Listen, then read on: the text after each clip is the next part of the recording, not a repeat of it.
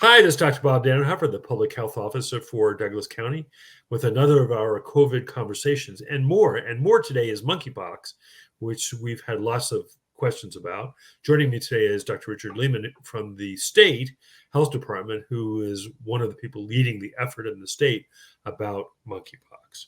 So we'll start with COVID as we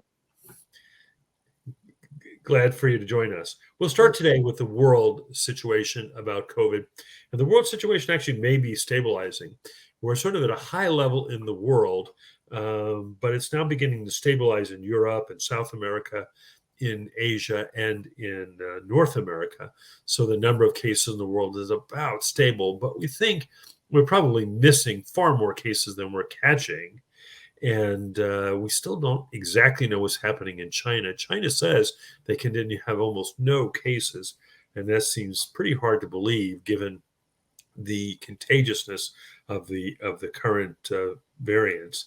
And the big variant that's out there in most of the world is the BA5, and then BA5 has a bunch of subvariants. BA5 is interesting because it is quite contagious, and it seems to be pretty good at avoiding immunity, either from previous cases of disease or from vaccination or from both. And so we're starting to see more cases of people who are fully vaccinated and even boosted get the disease. But when they get the disease, they tend to get it really quite mild. So, for example, the President Biden had it last week, had mild symptoms, got Paxlovid, and tested negative after just 5 days. So that really is a good sign. And what we're seeing here also in Douglas County, what we're also seeing, though, is that people, despite their being vaccinated, are getting COVID multiple times. So we've now had people with COVID 4 times. Actually, I think we have somebody who has had it 5 times now. And so that's really shows that this virus changes enough so that you can't count on immunity or even herd immunity to prevent it from spreading. But you can count on it to prevent hospitalizations and deaths. So stunningly, when we look at the people who are in the hospital, and there have been in Douglas County about 10 to 12 a day, in the last week, none have been up to date on the vaccines. We've had 4 deaths this week in Douglas County. None were up to date on their vaccines. And of the last 9 people who died in the last month and a half, none have been up to date on their vaccines. And since 50% of seniors are boosted, that all the deaths are in the unvaccinated, all the hospitalizations in the either unvaccinated or unboosted suggest that the vaccine is really working very well. When we look in the U.S., cases are up. Again, hospitalizations are also going up, and that's worrisome. There are no particular hotspots in the country, although the Southeast, and especially Kentucky, are having an increased amount of disease. In Oregon, cases are slowly rising again, and hospitalizations probably peaked in this last week. They're going down. I like to see it go down for 2 weeks before we say it's really going down, but it looks like it's probably down a little bit in the last week. Yeah. In Oregon. Bob, can I make a pitch for one way we can get those to go down even lower, maybe? Please do. And, you and I had just been chatting about this before, but we now, vaccination makes a heck of a lot of sense, seems to help people avoid severe disease, but we also have antiviral medications and monoclonal antibodies, and these also further reduce the risk of severe disease like hospitalization and death.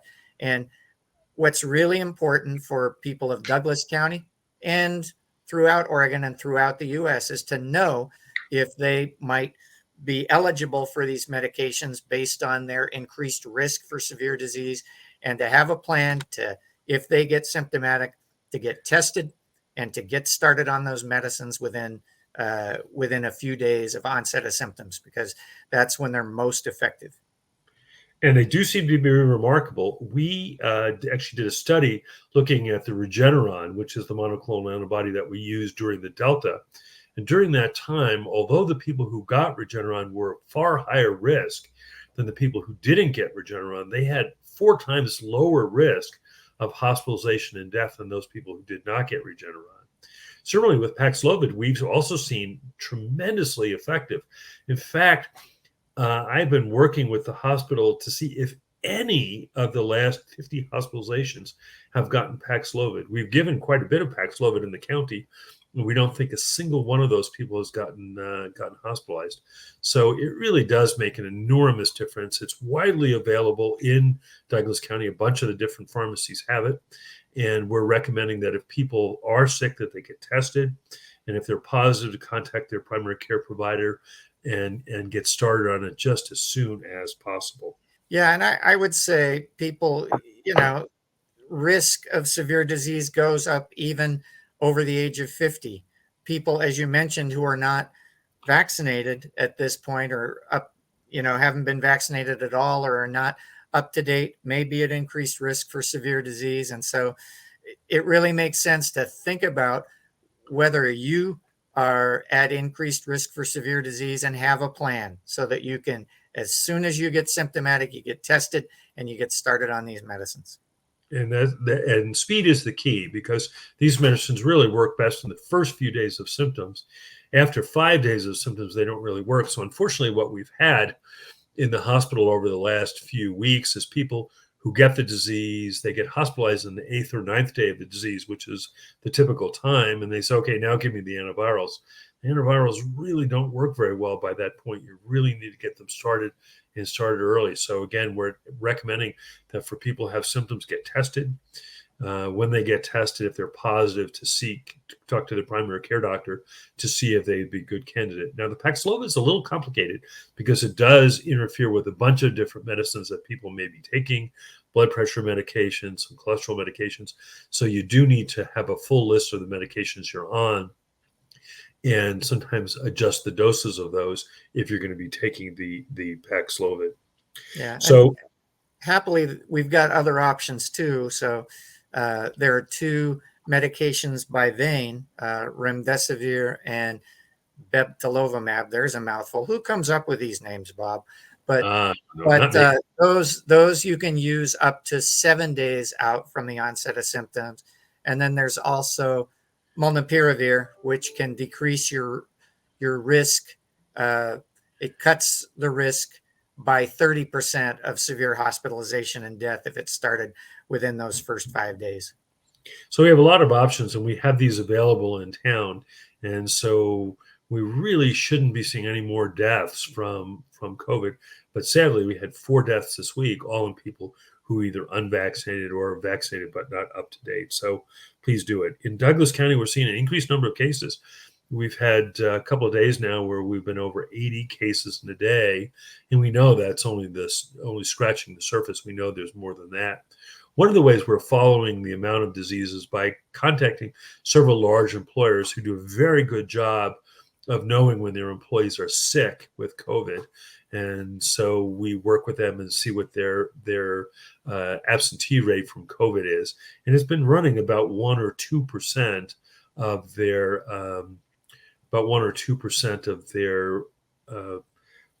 employee staff a day, which would suggest that we're probably, rather than having 100 cases a day, we're probably having more like 500 cases a day.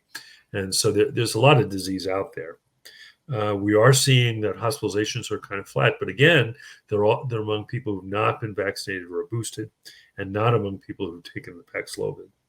So the disease is out there. So we had 3 questions this week. One of the questions I think we touched on last week was about home tests and whether home tests are accurate. And I think we can say that the home tests, which are antigen tests, they look for the N protein, which is the nuclear protein for this virus, and that has not changed very much. So the antigen tests remain really quite effective in telling about the disease. But a couple of caveats. One is positive tests are almost always positive. There are very, very, very few false positives. They did a study where they looked at the false positive rate, and really there was one bad batch of tests, but except for that, there are almost no false positives. But there are false negatives. And why are there false negatives? A false negative test is you have the disease, but the test is negative. And we have had a few people said, well, I had symptoms on Monday and I tested and I was negative. And then on Wednesday, I was really sick and I went to the doctor and they tested it, it was positive. And there are a couple of things we're seeing here. One is that in the first day of illness, the test may not be positive. This requires a fair amount of this N protein in your nose for the test to be positive. And on the first or second day of symptoms, you may not be positive. So what we're saying is if you're symptomatic, to get tested, stay home until you're well. If in 2 days you're still sick, go ahead and test again. And if it's positive, then you're very likely positive. If it's negative on day 1 and day 3, it probably isn't positive, and you can then probably resume your normal activities. The second I thing guess one thing I'd add to that, Bob, is we do have these other tests called PCR tests, polymerase chain reaction tests, and nucleic acid amplification tests, which are related to PCR. And those do seem to be a bit more sensitive, even with the BA4 and BA5 variants that are currently circulating. So if you're really thinking you were exposed, now you're sick, it's not unreasonable to talk to your healthcare provider, let them know what your concern is, and they may be able to help arrange for that kind of test. And that kind of test is also good because once we get that, we can also do sequencing and find out which of the variants you have. Now, most of the variants we think are now going to be the BA5, but it's always good to do variant testing. The other reason we're seeing false negatives is because I think the directions on this test are not particularly clear. I've tested myself a couple of times during this, and I go through the directions and I think, dang, if I had not done these hundreds of these tests myself, I'm not exactly sure that I would have gotten this right. And when we ask people to show us, for example, how they swab their noses, they're not great at it. So sometimes when we ask people to swab their noses, they're just swabbing the outside skin and not really getting deep into the nose because they're afraid of going too far. There's very little N protein on your skin. It's really got to be on the mucous membranes, and you really got to go in 3/4 of an inch to get it. So we think people are maybe not collecting it right, or maybe not doing the test right. Again, if this is not a test you have done yourself hundreds of times, you may make a mistake, and those could be the reasons for the false negative test. But again, we're seeing very, very few false positives. So if your antigen test is positive, you got it. So the other question that we had is, what's this about nasal iodine? So during this pandemic, we've had a bunch of different ideas of things you could do to help yourself with COVID. And, we've been through the ivermectin phase and other kinds of stuff along the way, much of which is shown not to be helpful. The one that's out there this week is putting betadine or iodine in your nose to kill off the virus. I mean, you could sort of see how that might make sense. You would kill it off, but it doesn't work. It's never really worked to go ahead and do your nose because you can't really get enough. This stuff is growing in the cells, which are underneath the surface, and you're not going to be able to do this with a topical agent. There was one study where actually people tried this and they compared it against using just saline, and it made no difference. So we don't think it hurts, although if you've ever had iodine in your nose for whatever reason, it smells terrible. It wouldn't be my first choice. And some people actually have allergies or reactions to iodine. So don't do it if you're in that camp. And don't do it at all, I would think, because it really doesn't help, and better to just rest.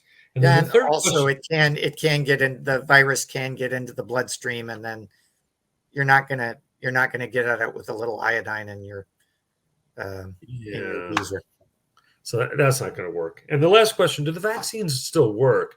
And the answer is they do still work, especially to prevent severe disease. They're not that great at preventing mild disease, as we saw from the president and the vice president, both of whom were vaccinated and boosted, but they both had really mild disease. And that's what we're hoping, is that people who are vaccinated will get mild disease.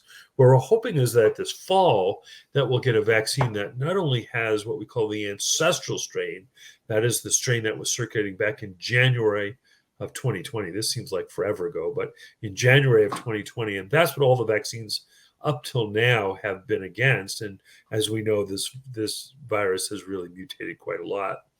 But we're hoping this fall that we're going to have one that has both the ancestral strain and one of the Omicron strains. so that you get protection not only against the ancestral strains, but against the Omicron strains. And that would be great. They say that's going to happen this fall. As you know, I've always been a little bit leery when they give projected dates, because unfortunately the projected dates don't always seem to be correct. Richard, Yeah, have you well, heard about actually, that? I was just going to mention that work is in progress. Can't promise a delivery date, as you say, but work is going on in this area. So I think that's likely. And when if it comes, there'll be a lot of people who want this booster right away. So we'll work with our providers in the community to be able um, to get that out to people just as soon as it's available. But the big questions of this week have been a bit about monkeypox. So, Richard, tell us what's going on with monkeypox. Well, what do you want to know? So, just in Oregon, we currently have 56 cases, all of those in men, and about a fifth of those are in Lane County, not so very far away from Douglas County. And then one is in a county that is adjacent to the Portland metro area, and the rest of the cases are in the Portland metro area. We do have a vaccine, which we're using for folks who are at high risk, either because they've had direct contact, high risk contact with a person who's been diagnosed with HMPXV, this virus, or people who, based on potential increased risk from being in social networks where this is circulating. And a lot of the cases have been among men who have sex with men, folks who might have high risk behaviors in one of the areas where this virus is circulating. We're also trying to help them protect themselves against the virus through vaccination. We currently have distributed about 2,500 vaccines, and many of those have been given. Some are still in process of being given, and we have at this point about 900 additional doses that we have at the state for distribution, and we expect more in the coming weeks.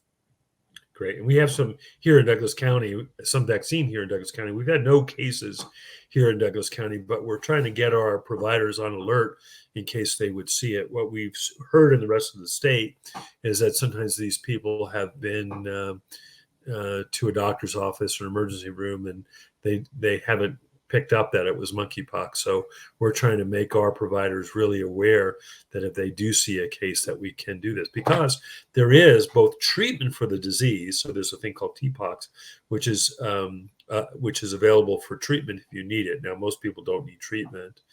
And this vaccine, which you can give to people after they've been exposed to prevent them from getting the disease. And that's really the hope, is that we can find people who've been exposed, get them the vaccine, and stop this in its tracks. Yeah, we're also sharing information with folks who either have the illness or who might get the illness, just to kind of help them with strategies to prevent spread to other people, and if they're at increased risk, actually to prevent infection themselves. So it's quite an unusual, it's an unusual rash, right? To get this pox-like rash, it's typically going to be on the body, frequently on the face, sometimes the mucosal membranes, sometimes in the genital area. And these are not a lot of places where we typically get rashes. So again, if you have one of those unusual rashes, talk to your doctor. If your doctor is stumped on what it is, we have a network in the state where we can share pictures among people who've seen it before, and get you a correct diagnosis right away. Yeah, and in particular, if folks have had close skin-to-skin contact with someone who has been ill with a rash illness, particularly if it's someone in a social network. It's not exclusively, certainly not exclusively among men who have sex with men, but that certainly is one group that has experienced this. We know that other close skin-to-skin contact with someone who's ill with this can transmit this as well. So those are reasons that if you get a rash, you might want to get in and get checked. And if your doctor says, I don't know what this is, please have them call public health, because we can get you in contact with people who've seen it before and know what this looked like. People always ask me as a doctor, well, what about the first time you see something, the first time you see a certain rash, the first time you see chickenpox or something? It is a learning. It is a learning thing. I especially like rashes. So I've seen about 900 different rashes, but there's at least another 900 different rashes out there that I don't think I've ever seen. So the fact that a provider who'd never seen monkeypox may not know about it is not the least bit surprising. So I don't think it's going to be a big risk here in Douglas County, but it certainly could arrive. I mean, it is in Lane County, so it certainly could arrive. So if you have an unusual rash or know somebody with an unusual rash, please have them looked at. And if the people there are not sure what it is, give public health a call. Well, thank you, Richard, for joining us. I know you're working on lots of other projects.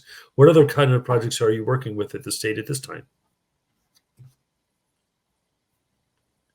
Well, this is taking a fair amount of time, Bob, but certainly we are still trying to make sure that people are aware of the medications that can be used to help prevent severe disease from COVID. So that's an important part of my work.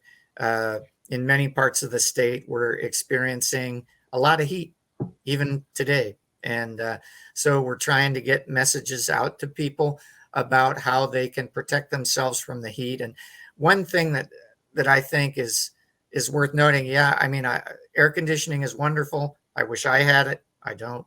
But we're kind of lucky in that when it gets hot here, the humidity tends to be low, and evaporative cooling works. That's just physics. So if you get a towel, you get the towel wet, you put that on yourself, you're going to feel cooler, you're going to feel more comfortable, and you're also going to be protected to a large extent against heat-related illness. Yeah, I think evaporative cooling is really overlooked. Now, I grew up in the East, and frequently when it was hot, it was also high humidity. And then I did a tour in the Navy in Okinawa where it was frequently 100 degrees and 100% humidity, in which case evaporative cooling doesn't work.